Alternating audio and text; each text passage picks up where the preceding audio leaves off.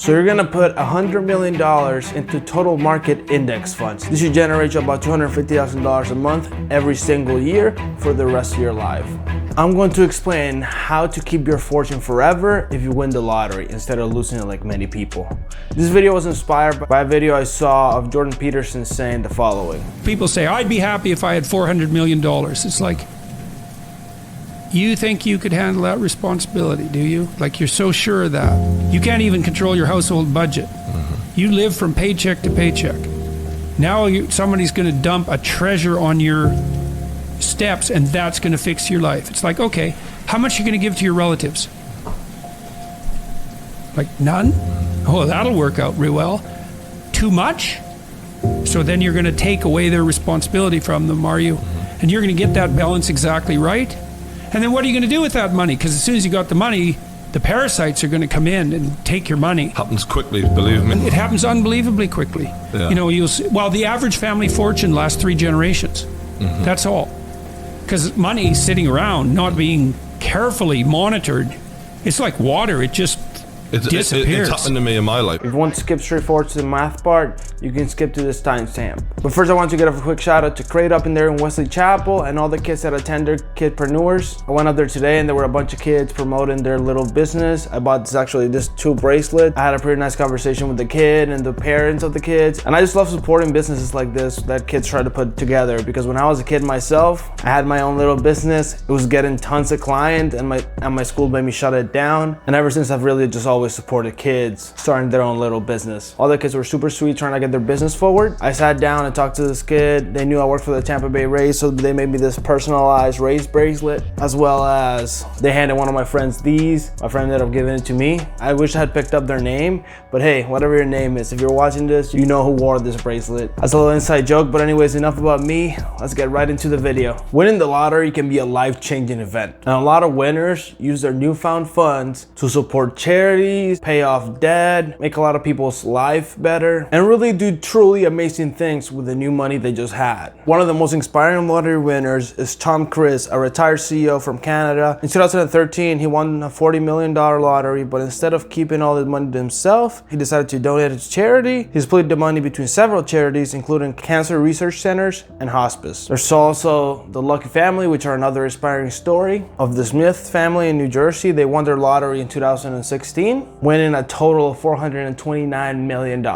This was the largest in state history, but instead of spending their money on themselves, they decided to go ahead and pay off all their debt and start a foundation in the name of the family. However, not all lottery winners have happy endings. In 2002, Jack Whitaker won $315 million jackpot, at the time the biggest in US history. But instead of using it wisely, he became victim to theft, lawsuits, and personal tragedy. He lost millions of dollars to thieves because he didn't keep track of it properly. He got sued by many people because they knew he had money. His granddaughter died of a drug overdose, all the drugs being bought by, you guessed it, the money he earned in the lottery. And then we have the smart ones, the mystery winners. In 2016, a woman from South Carolina won a $1.5 billion jackpot, the largest in US history at the time as well. But instead of coming forward with it, she chose to remain anonymous and collect her winnings through her trust. And today, her identity is still a mystery. Here's a few examples of people that didn't know how to manage their money properly and did it publicly as well.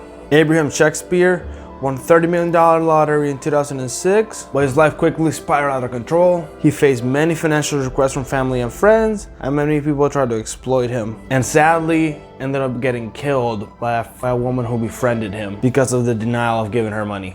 Callie Rogers won $2.4 million in the UK National Lottery at age 16 in 2003. At this point, you assume that he has the rest of his life ahead of him, so he can be real smart in the way he uses his money. However, she experienced a whirlwind of extravagant spending, including cosmetic surgery, luxurious vacations, a gift for family and friends. Unfortunately, her reckless spending habits and party lifestyle led to financial difficulties, and she eventually filed for bankruptcy. Evelyn Adams won the lottery twice in back-to-back years. This was in 1985 and 1986, totaling $5.4 million. However, she gambled it away in Atlantic City casinos, making poor financial decisions and ended up living in a trailer park. These are just some examples of people that have messed up their earnings, but how can we make sure that you're not one of them?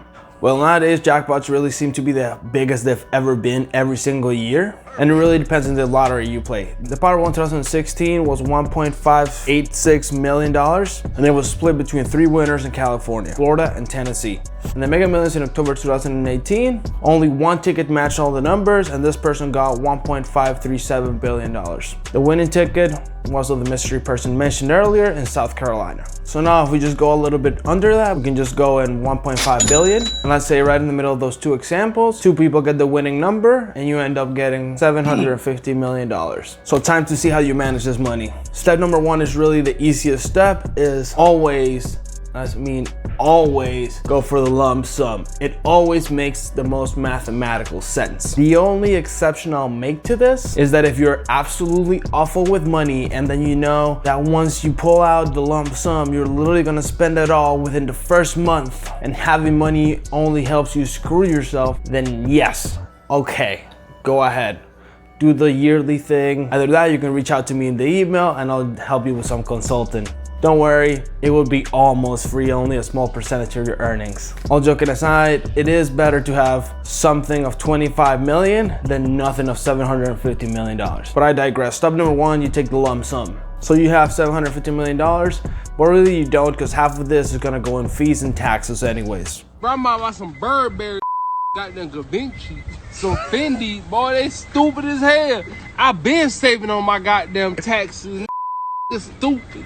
Depending if you have state taxes or if you don't. As well as you should probably incur some lawyer fees to have them represent you, because you want to remain anonymous. Some states actually don't allow you to remain anonymous. Just keep an eye out for that if you live in one of those states. So boom, you got taxed, and now you have $375 million. And you can see how 1.5 billion really turns into nothing real quick. Not to say that $375 million is nothing, but it certainly isn't all that it seems. Cool, so you now actually have the money. How do you make this money last many lifetimes without anybody ever having to worry about money ever again in your lifetime and in your family's lifetime? So you're gonna put $100 million into total market index funds. This could be Fidelity or this could be Vanguard. I really don't care that much. It doesn't matter as much. All that matters is you're invested in the total market. However, I would recommend going in with a 0 expense index fund, because after all, a 4% expense ratio is truly gonna catch up with you